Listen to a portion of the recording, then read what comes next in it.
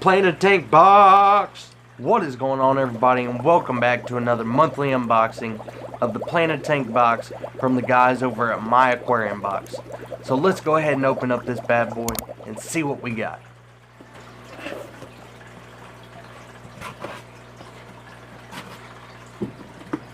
Alrighty.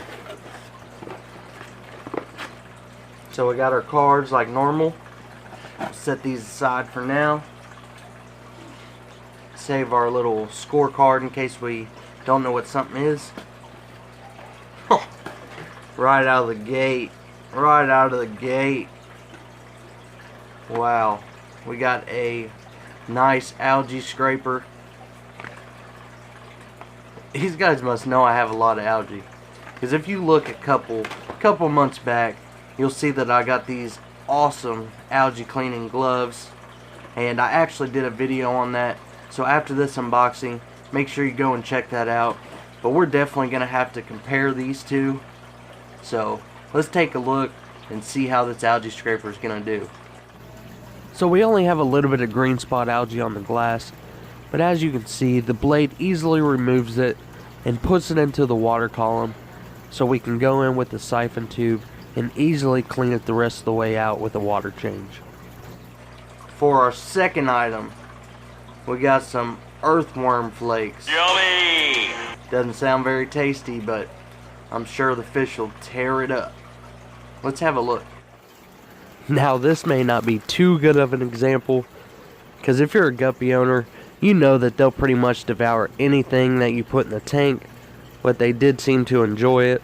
And here's another shot of the Pracox dwarf neon rainbow fish that seemed to enjoy it as well. The only thing that I was really cautious about is that the angelfish didn't really take to it, but you never know, they may come around. The next item in the box is some My Aquarium Box root tabs, and these are going to come in handy because I'm running out of my own DIY ones. Looks like it's a 12 quantity, so if you're looking for some root tabs, make sure you go on myaquariumbox.com and check it out. We'll see what they're about, see if they can get that good plant growth. And let me show you how to plant these guys.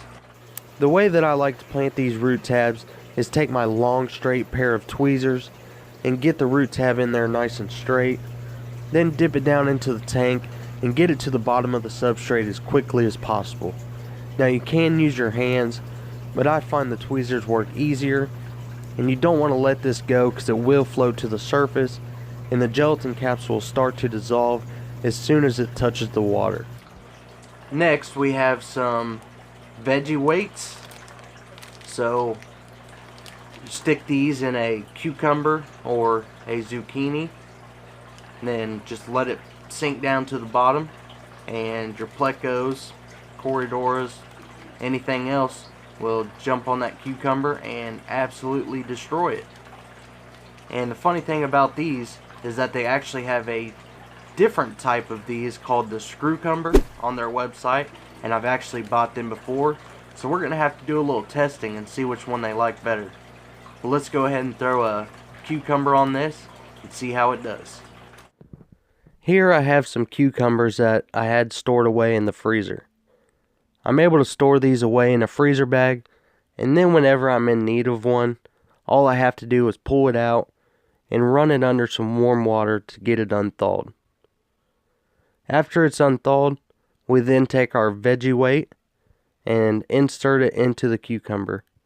You want to wiggle it back and forth, not just jam it in, because the other end is extremely sharp, and I know this from experience because I did stab myself in the first attempt. So now that we've got the cucumber attached to the veggie weight, all we have to do is go over to the desired tank.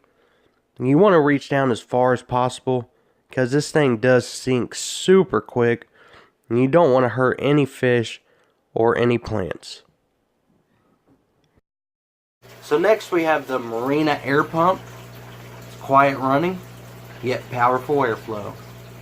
As many of you know, I've been breeding corridoras and other types of fish, so it's really important for me to have air pumps, and with all the little containers that I'm running for fry and for hatching eggs, it's definitely going to come in handy.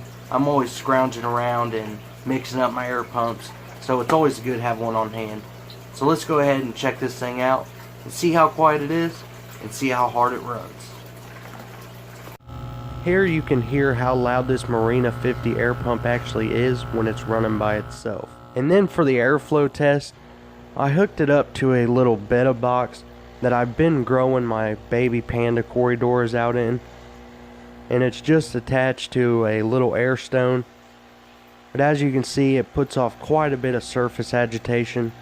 So what I'm going to be using this air pump for, it's going to work absolutely fantastic. And last, but certainly not least, we've got some alder cones.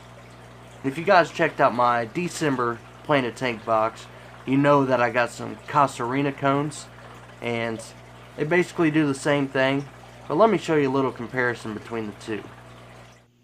As you can see here, both of these cones look a little bit different, but they're both going to add some tannins and accents to your tanks, and also lower pH, which is really good for breeding, or if you just want to make your tank darker.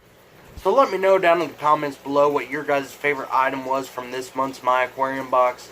I know that mine was the algae scraper, just because I'm always looking to be more efficient in the fish room, and with the algae being on the glass, I'm always looking for an easier way to get it clean. I think that a mixture of that and the algae gloves is going to be super lethal. I'm never going to have algae on the glass. Okay, so I might have some, but I'll get it cleaned up.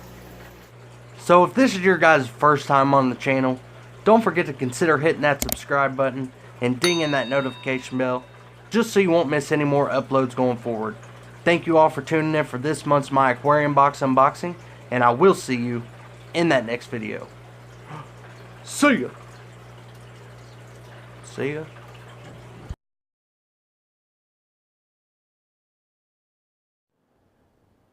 Damn it! I just stabbed myself. Awesome supplies and maybe some free... Gramp! Ow!